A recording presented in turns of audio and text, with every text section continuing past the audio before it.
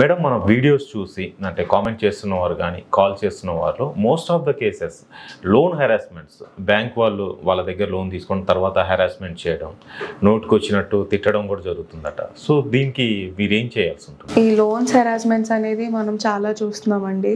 జనరల్గా లోన్స్ వచ్చేసి ఒక 1 బ్యాంకో లేదా 2-3 బ్యాంక్స్తో స్టార్ట్ అయ్యి మళ్ళీ దాన్ని కట్టడానికి వేరే కార్డ్స్ కానీ క్రెడిట్ కార్డ్స్ కానీ మళ్ళీ ఇంకా ఎస్కలేట్ అవుతూ అదొక విషియస్ సర్కిల్లో అయిపోతుంది.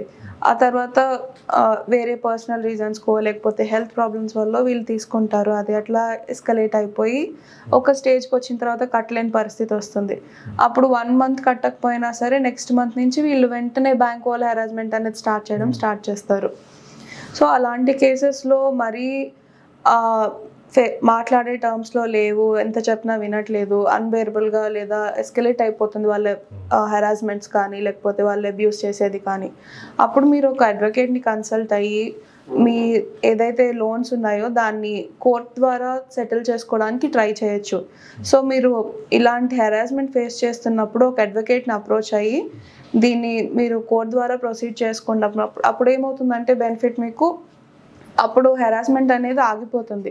ఎప్పుడైతే మీరు కోర్ట్ ప్రొసీడింగ్ స్టార్ట్ చేస్తారో మీరు ఒక్కసారి మ్యాటర్ అనేది కోర్ట్కి ఇన్వాల్వ్ అయిన తర్వాత హెరాస్మెంట్ అనేది వాళ్ళ సైడ్ నుంచి కాల్స్ అనేవి వాళ్ళు చేయడానికి వీలుండదు అనమాట.